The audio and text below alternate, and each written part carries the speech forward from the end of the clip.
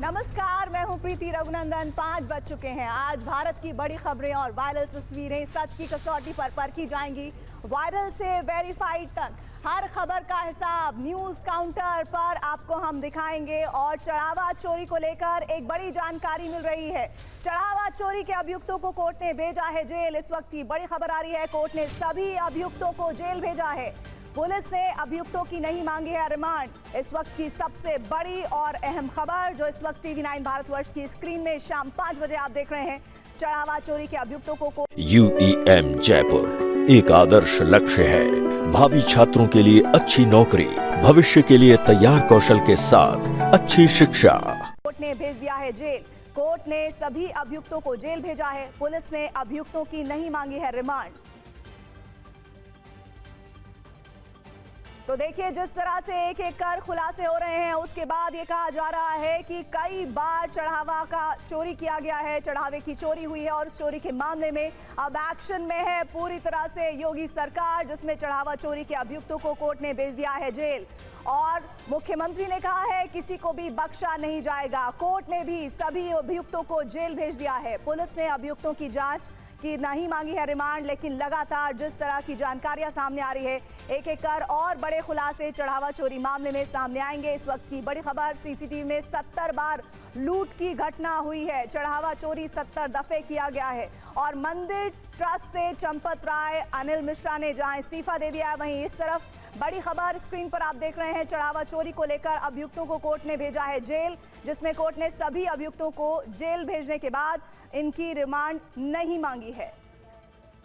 विपिन चौबे इस वक्त हमारे साथ, हमारे सहयोगी जुड़ रहे हैं। विपिन, देखिए, इस वक्त सबसे बड़ी और अहम खबर यही है कि इस पूरे मामले में जिस तरह से एक्शन दिख रहा है उत्तर प्रदेश में, वो बताता है कि बख्शा नहीं जाएगा दोषियों को। फिलहाल कोर्ट में क्या कुछ हुआ, और एक अहम बात, पुलिस ने अभियुक्तों की रिमांड नहीं मांगी, इसको लेकर क्या डिटेल्स आ रही हैं सामने?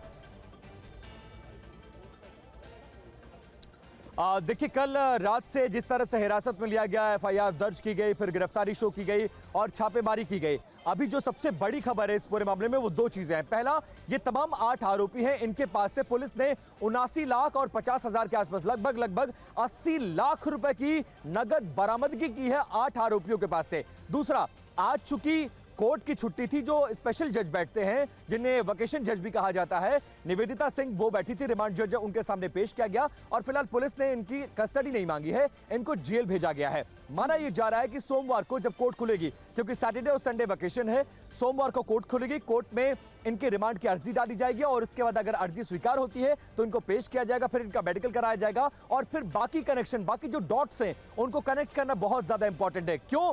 क्योंकि जो SIT को फाइंडिंग्स मिली हैं, उन डॉट्स को कनेक्ट करना, उस इन्वेस्टिगेशन को आगे बढ़ाना। दूसरी बात, CCTV में चोरी करते जो लोग पकड़े गए हैं उनसे पूछताछ करना, इसके अलावा उनकी संपत्ति की जांच करना, उनके परिवारों की संपत्ति की जांच करना कि इन 5 सालों में उनकी आय कहां से कितनी रही, उन्होंने अर्जित कितना किया, खर्चा कितना किया, इन्वेस्टमेंट कितना किया, परिवार के बाकी जन, चाहे जो आरोपी हैं उनके पत्नी हो, उनके बच्चे हो, उनके भाई हो, उनके माता पिता हो, उनके बैंक अकाउंट्स को सर्च करना, वहां पर ट्रांजैक्शन कितनी थी, इन्वेस्टमेंट कहां है, नोएडा है, दिल्ली है, लखनऊ है, फैजाबाद है, कुछ हॉस्टल खोलने की बात कही जा रही है, कुछ के फ्लैट लेने की बात कही जा रही है। जिस तरह से हम देख रहे हैं कि अभियुक्तों को न्यायिक हिरासत में भेजा गया है और मंडे का दिन यानी सोमवार का दिन इस पूरे मामले में अहम होगा।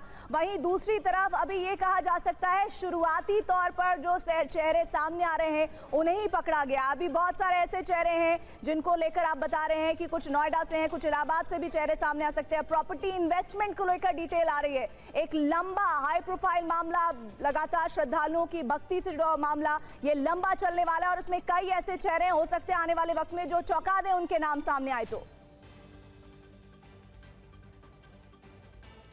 बिल्कुल, देखिए, क्योंकि FIR में एक प्लस पॉइंट ये है कि 8 नामजद हैं, बाकी अज्ञात हैं। वो अज्ञात कौन कौन से, इनसे पूछताछ के बाद आखिर वो किंगपिन कौन था, कैसे इतने बड़े ट्रस्ट में, इतनी बड़ी व्यवस्था में ये खुलेआम 5-6 महीने और साल भर से चोरी कर रहे थे, और कैसे ऐसे हो सकता है जो ट्रस्ट के कर्ता धर्ता हैं उनको कानो कान खबर नहीं लगी।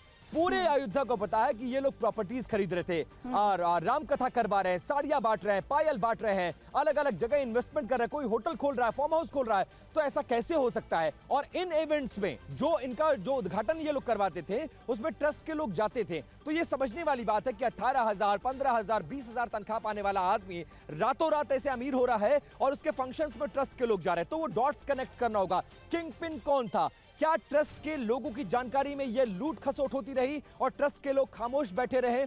और अगर अज्ञात में उनके नाम आते हैं, क्या उनसे पूछताछ की जाएगी? क्योंकि अभी दोपहर से एक खबर चल रही है कि चंपत राय और अनिल मिश्रा ने इस्तीफा दे दिया है, लेकिन कोई official confirmation from any side, ना गवर्नमेंट के हिसाब से, ना चंपत राय के हिसाब से। हाँ, ये 2-3 बाइटें जरूर अहम आई है। गोपाल राय डिनाई कर रहे हैं, इसके अलावा दिनेंद्र दास डिनाई कर रहे हैं, आलोक कुमार डिनाई कर रहे हैं। तो डायलेमा की स्थिति है। तो पुलिस के सामने चैलेंज ये है कि पुलिस इस पूरे मामले में अज्ञात लोगों की इन्वॉल्व